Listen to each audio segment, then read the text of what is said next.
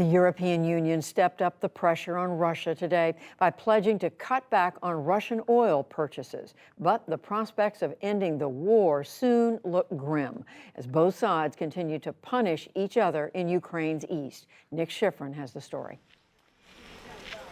Near the epicenter of Russia's bombardment, today's target an apartment building while its residents slept. Overnight, Russia fired rockets into Sloviansk's residential neighborhoods. Nelia wants to show how lucky she was to survive. I was sleeping here, and I was not impacted by the strike. I was probably born under a lucky star and will live for longer. Her apartment shattered by Russia's attempts to terrorize a population despite a common religion and language. Sloviansk is in the Donetsk region, and independent researchers say it could soon face a new Russian ground advance. Nearby Severodonetsk is the final Ukrainian-held city in the Luhansk region, and Russian forces are beginning to capture it. On state TV, pro-Russian separatists showed off their handiwork, and they removed flags left behind by Ukrainian soldiers who recently retreated, along with some of their American weapons.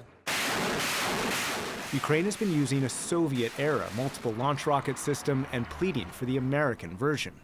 U.S. officials tell PBS NewsHour that's under consideration, but President Biden said yesterday he would not provide the longest-range version. We're not going to send to Ukraine rocket systems that can strike into Russia. Today in Kyiv, at a press conference with Slovakia's president, Ukrainian President Volodymyr Zelensky criticized what he called a shortage of Western weapons, but vowed to evict Russia from all of Ukraine. Our plans are clear. We will deoccupy our entire territory, which historically belongs to us, and in accordance with all international laws. This is our plan. The plan in Brussels at a European summit finalized a breakthrough deal to ban most Russian oil imports. Russia currently supplies a quarter of all European oil, two-thirds of it delivered by ship. The rest is delivered on a network of pipelines through Belarus into Poland, Ukraine into Germany, the Black Sea into Italy.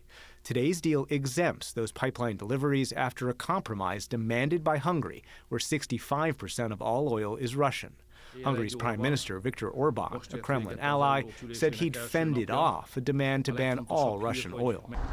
The debate in Europe over Russian energy extends to the definition of victory in Ukraine. Earlier this month, French President Emmanuel Macron said it would take decades for Ukraine to join the European Union, and Russian priorities would need to be considered. In the future, we will have to build peace. Let's never forget that. We'll have to do it with both Ukraine and Russia sitting around the table.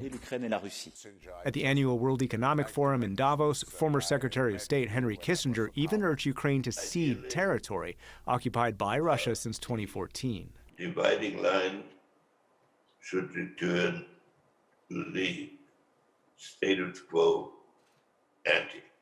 But most Eastern European countries disagree. Polish President Andrzej Duda told Ukraine's parliament, "Don't give 1 inch."